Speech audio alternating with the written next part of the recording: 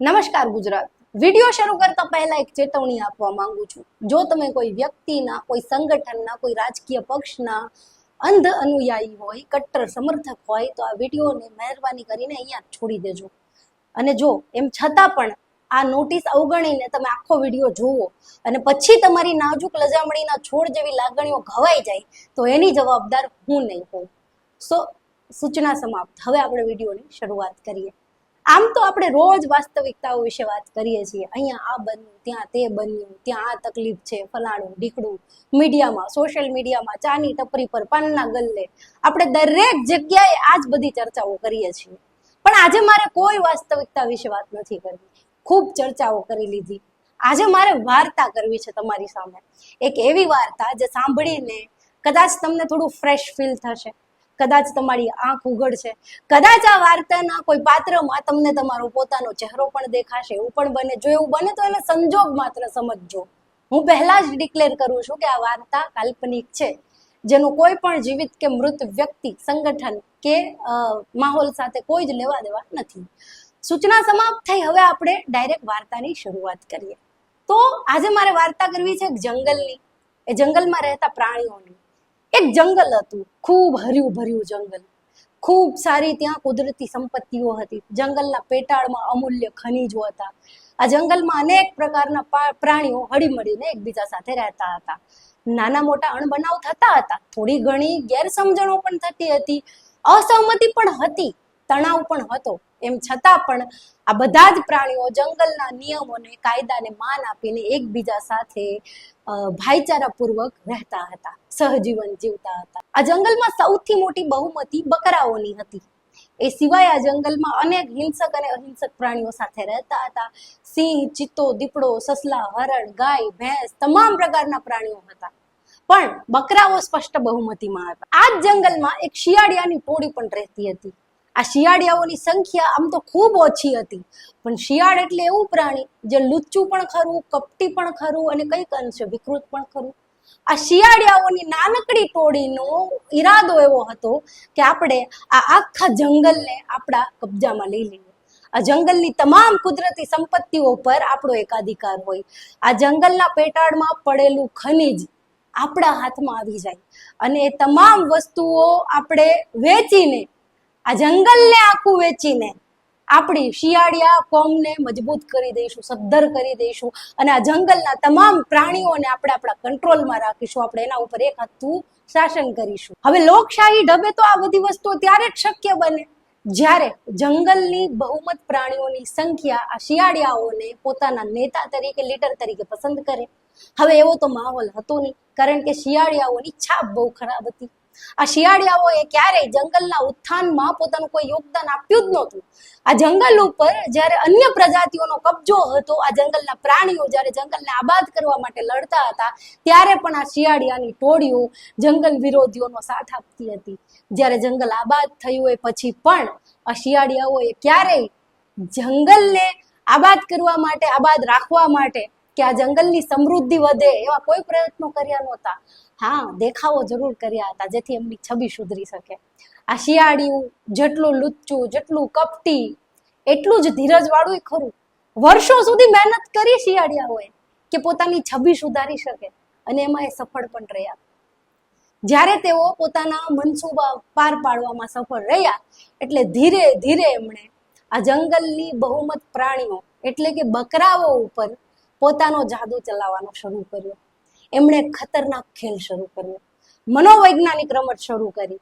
કેવી રીતે?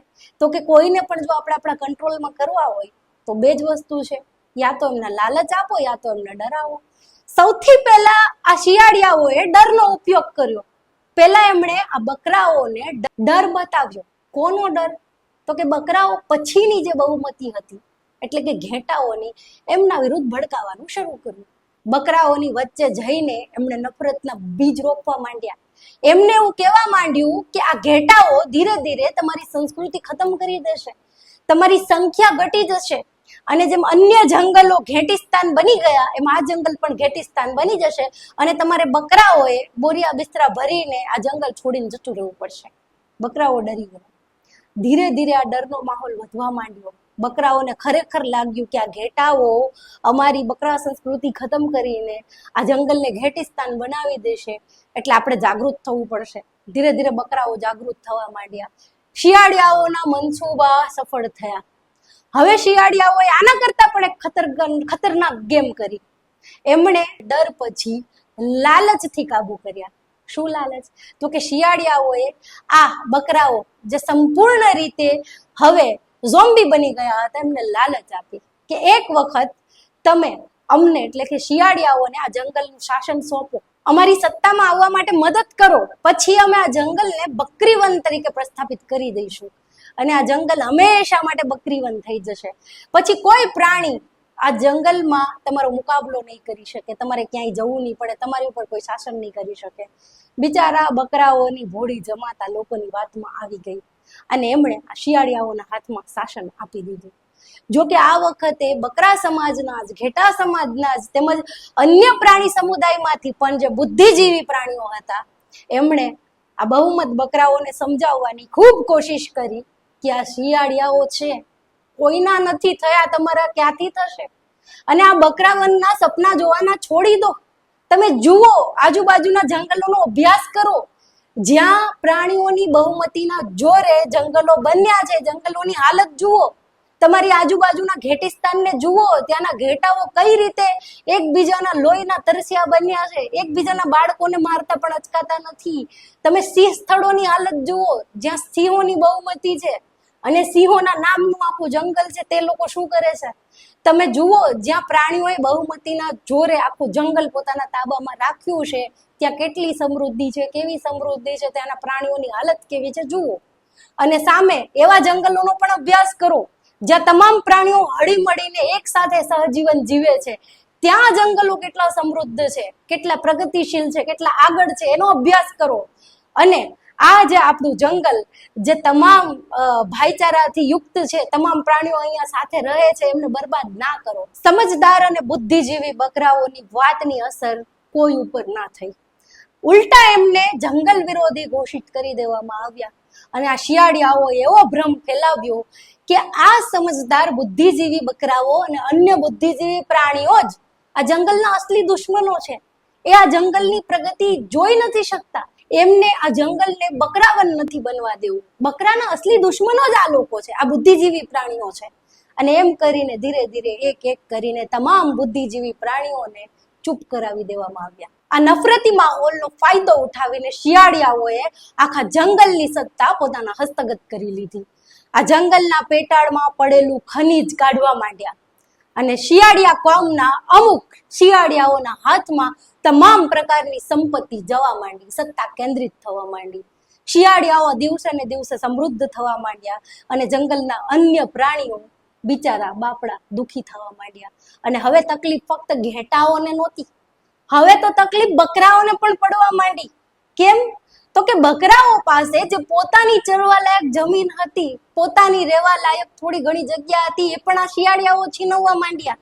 આ શિયાળિયાઓએ કઈ ના છોડ્યું, આ બકરાઓની જમીનો પણ લઈ લીધી. એટલું જ નહીં, નદીઓ પ્રદૂષિત કરી નાખી, હવા પ્રદૂષિત કરી નાખી, જમીનના પેટાળમાં પડેલું ખનીજ પણ છીનવી લીધું, ઝાડ પાન કપાવા માંડ્યા, વૃક્ષો વગરનું જંગલ બનવા માંડ્યું. તમામ જગ્યાએ હાહાકાર મચી ગયો. પણ હવે કોઈ વધ્યું નહોતું જે આ શિયાળિયાઓની વિરુદ્ધ અવાજ ઉઠાવી શકે. તમામ બુદ્ધિશાળી બાહુબળવાળા પ્રાણીઓએ પણ હથિયાર હેઠા મૂકી દીધા. તમામ લોકો ધીરે ધીરે આ શિયાળિયાઓની સામે નતમસ્તક થવા માંડ્યા. જો કોઈ આ શિયાળિયાઓ વિરુદ્ધ બોલવાની કોશિશ કરે તો એને સામ દામ દંડ ભેદનો ઉપયોગ કરીને યા તો જાનથી મારી નાખવામાં આવે, યા તો ડરાવી દબાવીને ચૂપ કરાવી દેવામાં આવે, યા તો પછી મોટી લાલચ આપીને પોતાની તરફ કરી લેવામાં આવે. હવે આ જંગલના ગરીબ બિચારા નાના મોટા પ્રાણીઓનો અવાજ ઉઠાવી શકે, એમના હક અને અધિકારની લડાઈ લડી શકે એવું કોઈ વધ્યું નહીં. જે વધ્યા, જે હજુ પણ બોલી રહ્યા હતા, જે હજુ પણ અવાજ ઉઠાવી રહ્યા હતા, એ લડત પણ નિરર્થક હતી. શા માટે? તો કે શિયાળિયાઓ એટલા બધા મજબૂત થઈ ગયા હતા કે એમને હવે કોઈની જરૂરત નહોતી. આ જંગલની તમામ સંપત્તિ એના હાથમાં હતી અને જેની બહુમતી હતી એવા બકરા સમાજનો બહુ મોટો વર્ગ હજુ પણ આ શિયાળિયાઓમાં પોતાના ઉદ્ધારકને જોતો હતો. એમને લાગતું હતું કે આ જંગલ હજુ એક દિવસ બકરી વન બનશે. આ જ લાલચે તેઓ હજુ પણ જીવ્ય જતા હતા, હજુ પણ કુરબાની આપીએ જતા હતા. એટલું જ નહીં, એક દિવસ એવો પણ આવ્યો જ્યારે આ જંગલના પ્રાણીઓમાં ખાસ કરીને બકરાઓને ખાવાનું પણ ના વધ્યું. ત્યારે આ શિયાળિયાઓએ જોયું કે આમને જીવાડવા તો પડશે જ. જો આ પ્રાણીઓ હશે નહીં તો આપણે શાસન કોની ઉપર કરશું? તો જીવાડવા પૂરતું તો અમને ભોજન પૂરું પાડવું ને. તો આ જંગલના 80 કરોડ પ્રાણીઓને આ શિયાળિયાઓએ મફત ખાવાનું પૂરું પાડવા માંડ્યું અને એનો પણ જોરશોરથી પ્રચાર કરવા માંડ્યો. અને જે અંધ બકરાઓ હતા એને આને પણ ગર્વથી સ્વીકારી લીધું અને કહ્યું કે જોયું કેવા દયાવાન શિયાળિયાઓ છે, કેટલી પરવા છે એમને કે મફત અનાજ પૂરું પાડે છે, મફત ભોજન પૂરું પાડે છે 80 કરોડ પ્રાણીઓને. વિચાર કરો, આ હદે ઝોમ્બી બની ગયા હતા. કોણ હવે આમની માટે અવાજ ઉઠાવે? કોણ બોલે?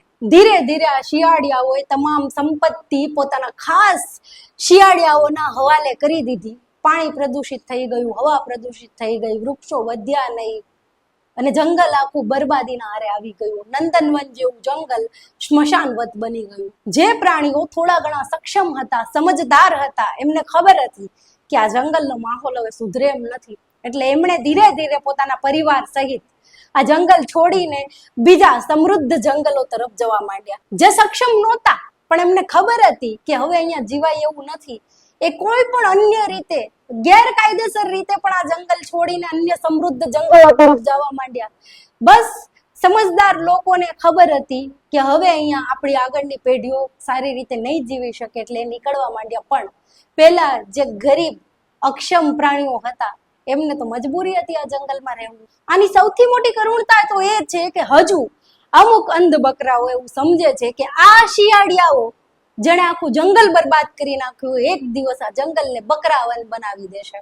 અને આ ઘેટા બકરાઓ જે 80 કરોડ પ્રાણીઓને મફતમાં ભોજન મળી રહ્યું છે એને જ પોતાનું ભાગ્ય સમજીને મરવાના વાકે જીવી રહ્યા છે. જેનાથી નથી જીવાતું એ અન્ય જંગલો તરફ પ્રયાણ કરી રહ્યા છે.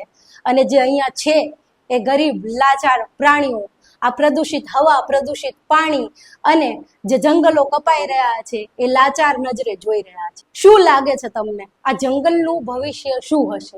એ બકરાઓ જે હજુ પણ એવા વેમમાં જીવી રહ્યા છે કે આ શિયાળિયાઓ જેણે આ નંદનવન જેવા જંગલને બરબાદ કરી નાખ્યું એ ક્યારેક આને બકરાવન બનાવશે. આ વેમમાંથી એ બકરાઓ ક્યારેય બહાર આવશે ખરા?